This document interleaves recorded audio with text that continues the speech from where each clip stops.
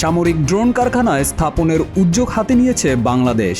বাংলাদেশ বিমান বাহিনী ও China electronics technology group corporation ইন্টারন্যাশনালের উদ্যোগে কারখানাটি স্থাপন করা হবে।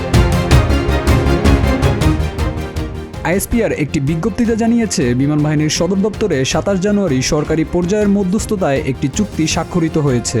মনুষ্যবিহীন আকাশযান ইউএভি উৎপাদন, সংযোজন, কারখানা স্থাপন ও প্রযুক্তি হস্তান্তর প্রকল্পের আওতায় এই চুক্তিটি হয়।